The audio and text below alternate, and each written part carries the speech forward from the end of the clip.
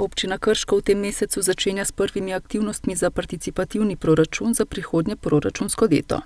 V občini Krško že vrsto let spremljamo želje naših občanov, tudi po drugih kanalih, ne samo po uradnih, to je preko krajevnih skupnosti in preko občinskega sveta, ampak tako tudi, da lahko sporočajo svoje težave in pobude občani neposredno.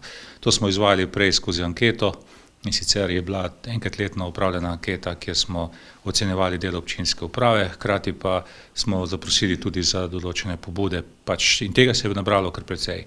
Pred 3 leti so občanom omogočili posredovanje predlogov in pobud preko spletne aplikacije Pobude občanov.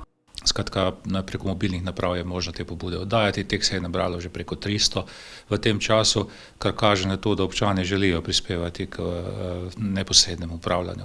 Participativni proračun je nadgradnja omenjenega, s čimer želijo še nadgraditi sodelovanje občanov s konkretnimi predlogi.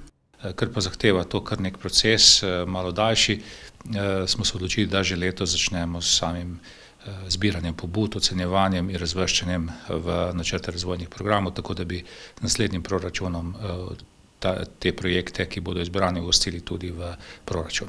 V proračunu občine Krško za leto 2020 bo za participativni proračun predvidenih 140 tisoč evrov, o višini bo sicer na naslednji seji odločal občinski svet. Glede na izkušnje, ki smo jih dobili v drugih občinah, se pravi, katere občine, predvsem na Primorskem, že to izvajajo nekaj let, smo ugotovili nekje ali pa predvideli približno 140 tisoč evrov.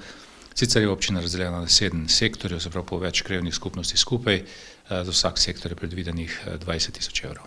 Občani bodo lahko svoje predloge oddali med 15. marcem in 15. aprilom. Občani lahko sodelujejo najprej, da dajo predloge na obrazcih, ki bodo na razpolago na krajevnih skupnostih in na spletni strani.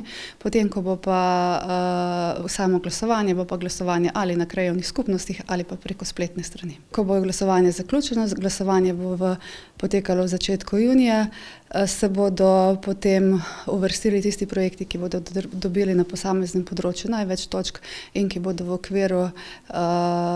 okviru zneska, ki je določen, potem uvrščeni v NRP in se bodo začeli potem izvajati v letu 2020.